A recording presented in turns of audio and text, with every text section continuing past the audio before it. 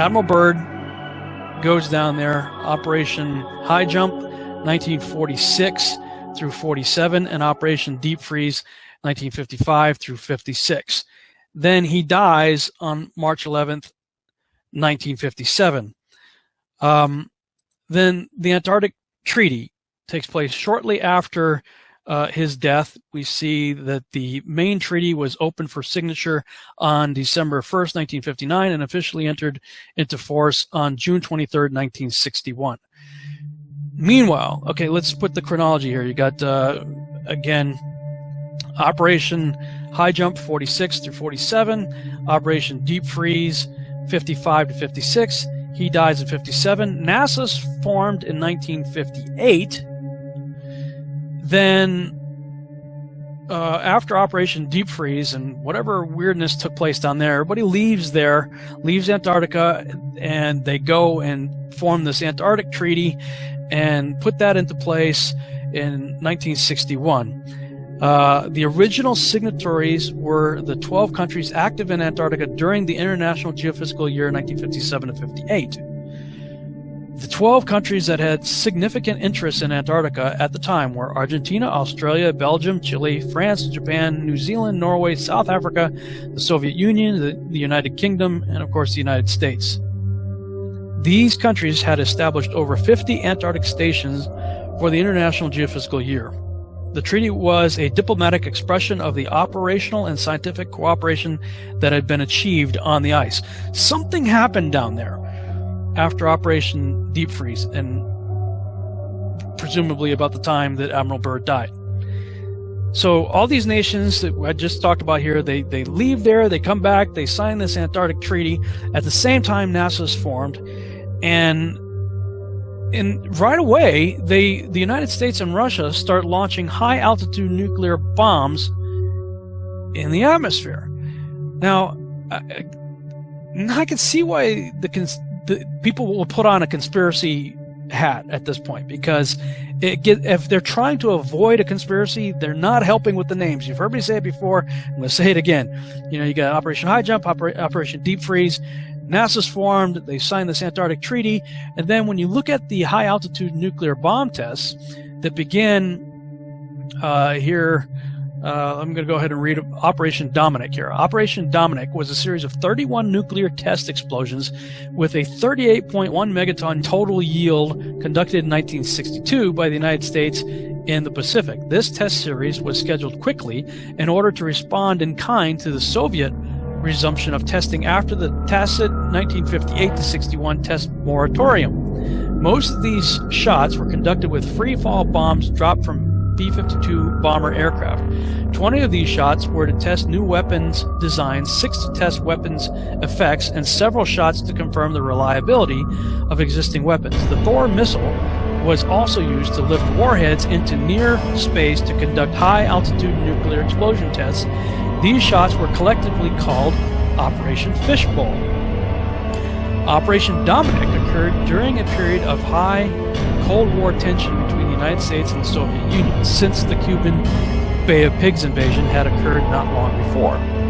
Nikita Khrushchev announced the end of a 3-year moratorium on nuclear testing on 30 August 1961, and Soviet tests recommenced on 1 September, initiating a series of tests that included the detonation of Tsar Bomba. President John F. Kennedy responded by authorizing Operation Dominic. It was the largest nuclear weapons testing program ever conducted by the United States and the last atmospheric test series conducted by the U.S., as the Limited Test Ban Treaty was signed in Moscow the following year. Now, check this out. If you click on Operation FishBowl, we learn about Operation FishBowl here. It was a series of high-altitude nuclear tests in 1962 that were carried out by the United States as part of the larger Operation Dominic nuclear test program.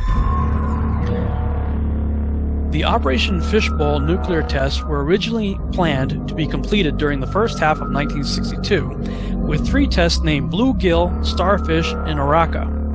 The first test attempt was delayed until June. Planning for Operation FishBowl, as well as many other nuclear tests in the region, was begun rapidly in response to the sudden Soviet announcement on 30 August 1961 that they were ending a 3-year moratorium on nuclear testing. The rapid planning of very complex operations necessitated many changes as the project progressed. All of the tests were to be launched on missiles from Johnston Island in the Pacific Ocean north of the equator. Johnston Island had already been established as a launch site for United States high-altitude nuclear tests rather than the other locations in the Pacific Proving Grounds. In 1958, Lewis Strauss, then chairman of the United States Atomic Energy Commission, opposed doing any high-altitude tests at locations that had been used for earlier Pacific nuclear tests. His opposition was because of fears that the flash from the nighttime high-altitude detonations might blind civilians who were living on nearby islands. Johnston Island was a remote location more distant from populated areas than other potential test locations. In order to protect residents of the Hawaiian Islands from flash blindness or permanent retinal injury from the bright nuclear flash, the nuclear missiles of Operation FishBowl were launched generally toward the southwest of Johnston Island so that the detonations would be farther from Hawaii. Orca was to be a test of about 1 megaton yield at very high altitude, above 1,000 kilometers. The proposed Orca test was always controversial, especially after the damage caused to satellites by the Starfish Prime detonation, as described below. Orca was finally canceled, and an extensive reevaluation of the Operation FishBowl plan was made during an 82-day operations pause after the Bluegill Prime disaster of 25 July 1962, as described below. And you could go on and read about Kingfish and all this stuff. Okay, so we got Operation Dominic, within which we have Operation FishBowl. Now, with the tinfoil hat on, playing conspiracy theory here, the flat earthers are claiming, and I think it's a reasonable claim, that, you know, if that model is true, then we know we have a circle, the circle of the earth as described in the Bible, surrounded by Antarctica, the outer rim, that has a 200 or 300 foot ice wall, cliff, that keeps everything in, hence Operation High Jump. You got to get over that, right? So it looks like, at least from the flat earther perspective, that probably during Operation Deep Freeze, they may have found the edge of the dome, presumably anywhere from 800 to 1,200 miles inland from the coast. Then everybody pulls out, signs this treaty, says nobody can go back except under the express guidelines of the international community that signed the treaty. So then all of a sudden the United States and Russia engaged in these high-altitude nuclear tests, and the United States calls theirs Operation Dominic, within which we have Operation FishBowl. Now, hold that thought. This is all happening. If you go and look on the Operation Dominic entry, you see the different dates. We're 1962. This is the early part of 1962. We're talking May. I mean, look at all these bombs going off. 25 April 1962, 27 April, 2 May, 4 May, 6 May, 8 May, 9 May, 11 May, 11 May, 12 May, 14 May, 19, et cetera, et cetera, et cetera. This is all before President Kennedy's "Let's Go Out into Space" speech. But I think a lot of people don't realize that our first stop wasn't the moon. Even before we went to the moon, they were sending probes all of a sudden after all of this. Okay, keep the timeline in mind. Operation High Jump, Operation Deep Freeze, Bird dives, NASA's founded, Antarctic treaties signed, Operation Dominic and FishBowl take effect. And if you notice during President Kennedy's speech, he was talking about that they've already got probes headed to Venus.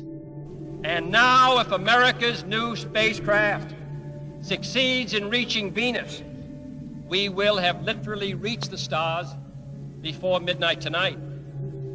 Wait a minute. We're already sending stuff to Venus and Mars? We haven't even been to the moon yet.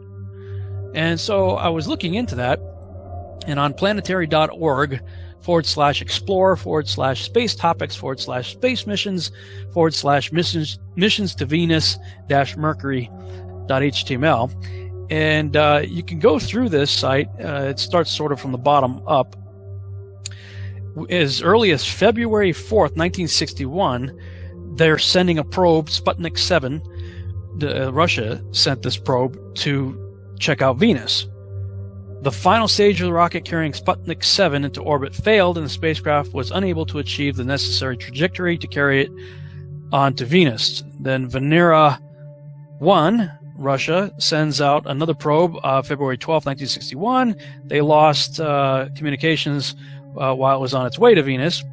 Then NASA sends up Mariner 1, July 22nd, 1962. Now, that's right in the middle of Dominic and FishBowl that we sent out a probe to go check out Venus.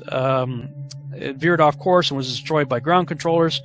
So then Russia sends up another one, Sputnik 19, August 25th, 1962.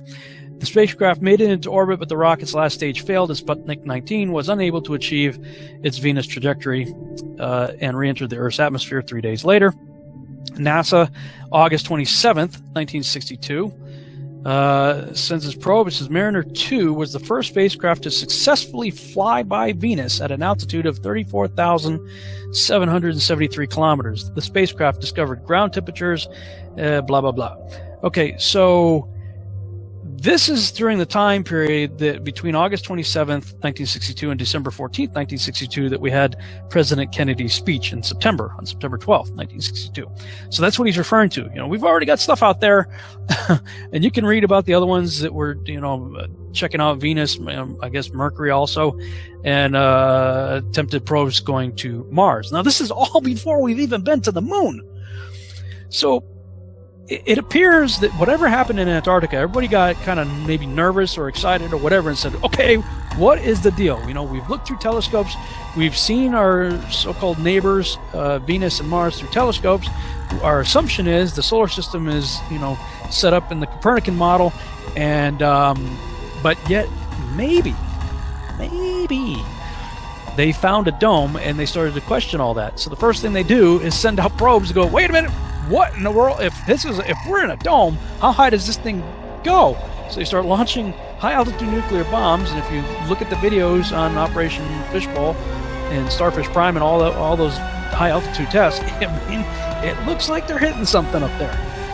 At least from a conspiratorial tinfoil hat-wearing perspective, that's what it looks like. Now, this is what blew my mind. You can read more on all that if you'd like. To get caught up to speed on what's going on there.